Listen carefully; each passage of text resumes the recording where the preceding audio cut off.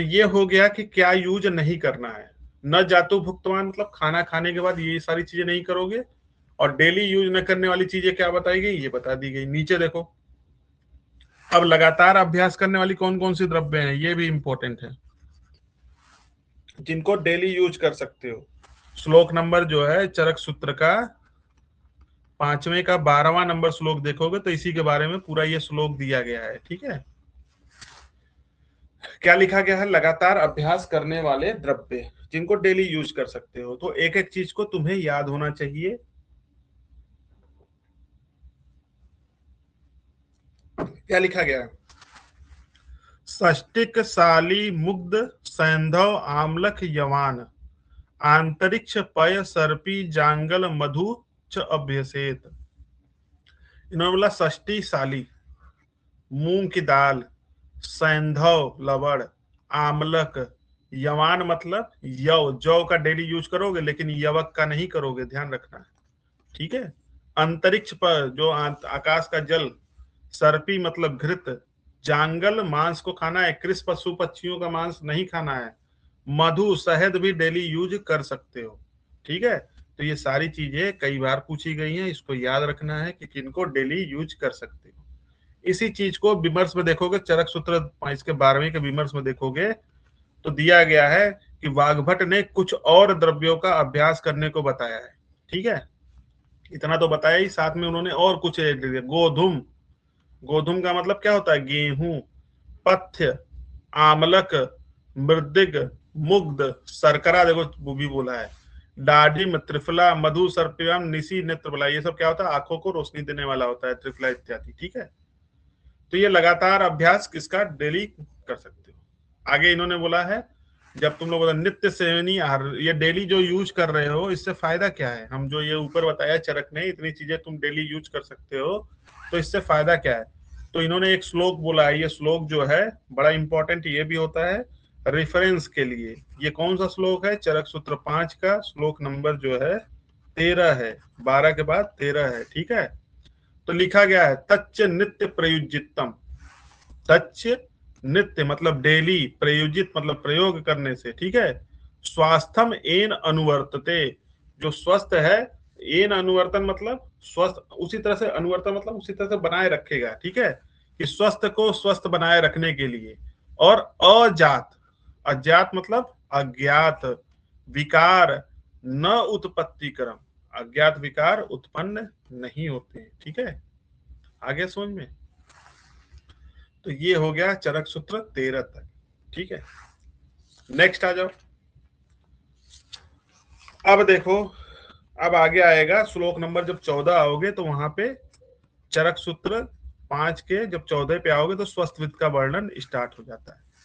ठीक है, तो स्वस्थविद के सबसे पहले इन्होंने बताया सर्वप्रथम कर्म, किसने क्या बताया स्वस्थविद में। ठीक है, चरक ने बोला है कि सबसे पहले अंजन को बताया, सुश्रुत ने बोला दातौन के लिए बोला है, वाग्भट ने ब्रह्म मुहूर्त में उठना बताया है। ठीक है, सर्वप्रथम कर्म कौन किसने बताया है, तो ये बताया गया। नीचे आ जाओ। ठीक है, जब यहीं पे देखोगे,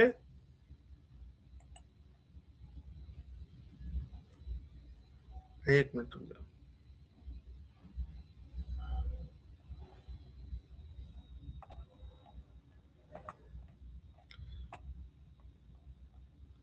क्या ये स्पीड स्लो है या फास्ट है, सभी लोग अपना अपना मत दो कि सही है।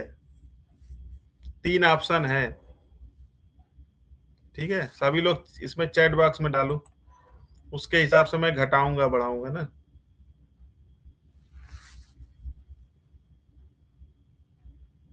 ठीक है, ओके, मैं समझ गया, मतलब सही है। क्योंकि मैं वैसा भी हूं कि एक दिन में 10 चैप्टर भी खत्म कर सकता हूँ, एक दिन में सूत्र स्थान भी खत्म करने वाला हूँ। ठीक है, और एक दिन में एक चैप्टर को 5 दिन भी पढ़ाता हूँ। ठीक है, तो जैसा आप लोग, तो ये सही है। ठीक है, ओवरऑल।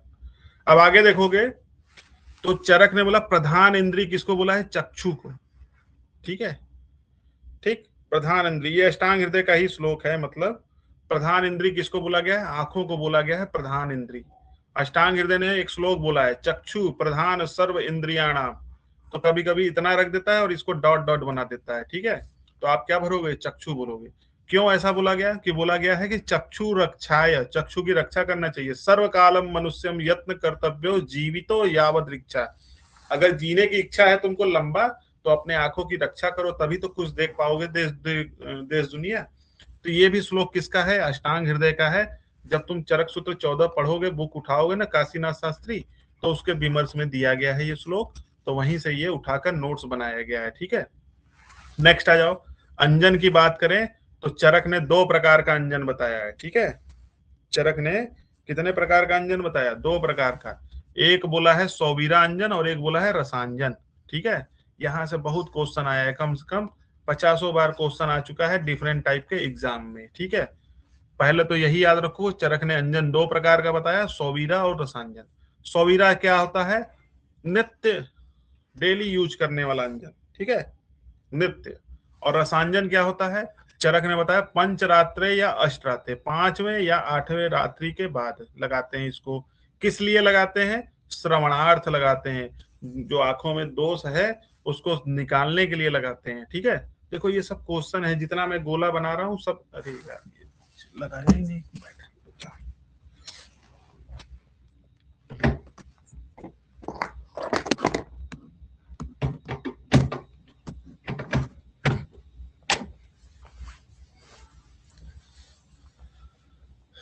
ठीक है, तो देखो यहाँ पे सारा क्वेश्चन है। पहला क्वेश्चन क्या हो गया, चरक ने अंजन कितने प्रकार का बताया, 2 प्रकार का, सौवीरा और रसांजन। सौवीरा अंजन क्या करते हैं हम लोग, डेली लगाते हैं, नित्यम हितम अक्षरों, आंखों की रक्षा के लिए। रसांजन कितने दिन पे लगाते हैं, 5 या 8 दिन पे लगाते हैं। चरक ने बताया किस लिए लगाते हो, श्रवणार्थ लगाते हो।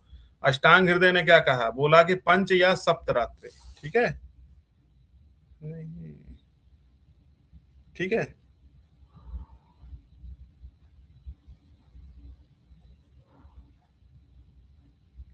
तो इसको ध्यान रखना। आगे आ जाओ, अब देखो ये तो हो गया चरक का, बाकी लोगों का भी अंजन के बारे में पूरा लिखा गया है, इसको पढ़ते हैं हम लोग, कौन कौन सा क्वेश्चन आता है। वैसे तो ये हम लोग रसशास्त्र में भी पढ़ते हैं, लेकिन यहाँ भी देख लेते हैं। तो रसशास्त्र और सलाक्य में भी पढ़ोगे तो लिखा गया, सुश्रुत अष्टांग हृदय ने 3 प्रकार का बताया। लेपर याद कर लो, लेपर, लेखन, प्रसादन और रोपण। सुश्रुत ने 3 प्रकार का बताया है, ठीक है। ये खूब पूछा हुआ क्वेश्चन है, गुरचू याद करते हैं हम लोग, गुरचू, ठीक है। गुरचू में यथापूर्व, यथापूर्व का मतलब ये वाला जो पहला वाला है, गुटिका, गु से हो गया गुटिका, र से रसक्रिया, चू से चूड़ांजन। गुरचू याद कर लो, गुरचू में तीर इधर से इधर आएगा, जो गु है यही श्रेष्ठ होता है, ये भी क्वेश्चन पूछा गया है, ठीक है। नेक्स्ट आ जाओ, अष्टांग हृदय ने तो 3 बताया, लेकिन अष्टांग संग्रह ने 4 प्रकार के अंजन बताए हैं, एक जोड़ दिया स्नेहन अंजन, ठीक है। रस रत्न समुच्चय में 5 प्रकार के अंजन बताए गए हैं, संख्या पूछी गई है, फिर पूछा जाता है कौन कौन सा। तो सौवीरा अंजन क्या करता है, रक्त पित्त हर है व्रण शोधन में, ठीक है। लेकिन ये जो काला थोड़ा सा ब्लैक किया गया है, ये पूछे हुए क्वेश्चन है। विष वक्त्र गदापहम कौन से अंजन को बोला जाता है, रसांजन को।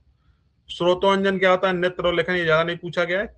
पुष्पांजन क्या है, सर्व अच्छी रोग नुत, सारी आंखों के रोगों को नुत मतलब नाश करता है। और सबसे ज्यादा पूछा गया है नीलांजन, वेरी वेरी इंपॉर्टेंट, जो बताया गया, देखो रसायन है ये, नीलांजन जो है रसायन है।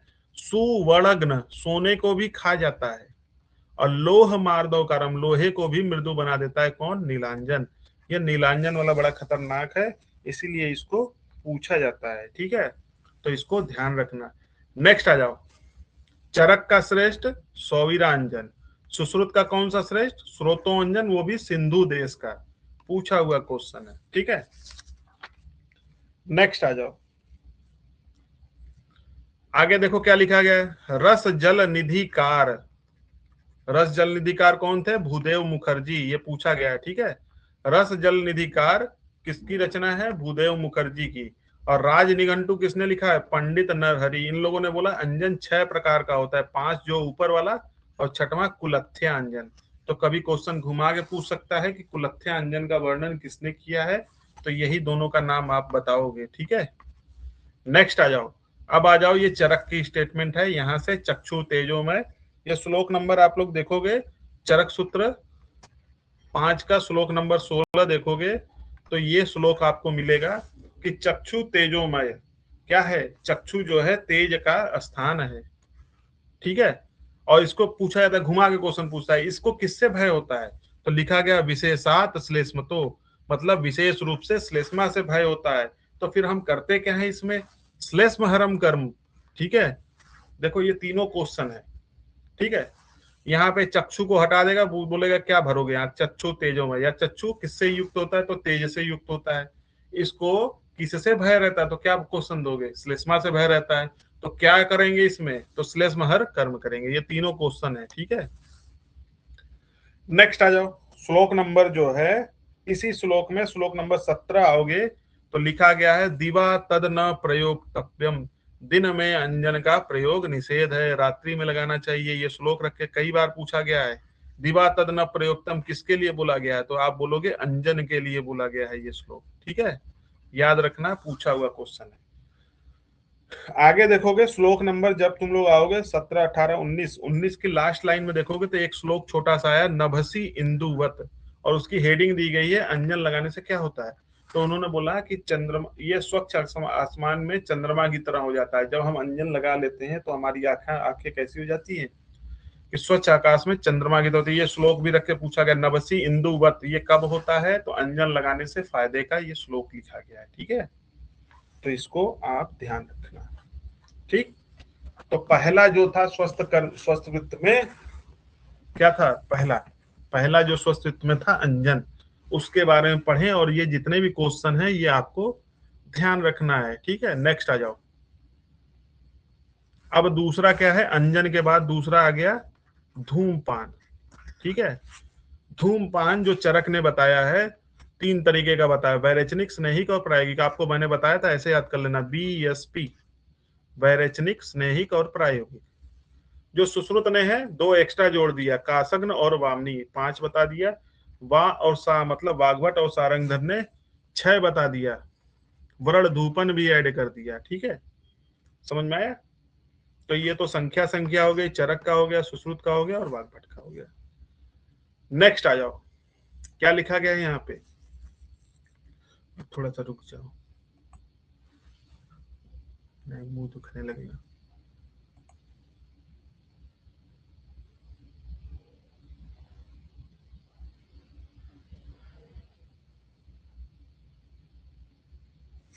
ठीक है,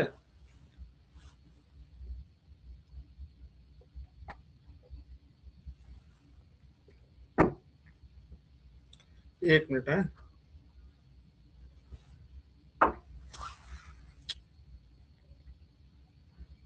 आ जाओ वापस। अब इसमें जब ये धूमपान बता दिया, तो धूमवात के लिए किससे करते हैं, धूमवर्ती बनाते हैं हम लोग, ठीक है, ठीक।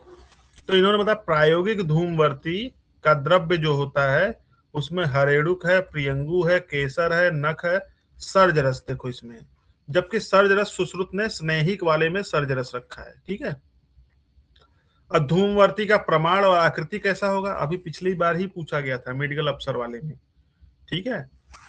पहला तो क्या होगा, अंगुष्ठ संहिता, मतलब अंगूठे की मोटाई के बराबर होगा, 8 अंगुल होगा, ठीक है, 8 अंगुल इसका प्रमाण होगा।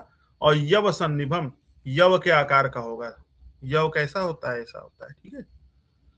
तो ये सारी चीजें याद रखोगे, ये सब पूछा गया है, ठीक है। धूमवर्ती का प्रमाण और आकृति, अंगूठे के समान 8 अंगुल और यव के समान।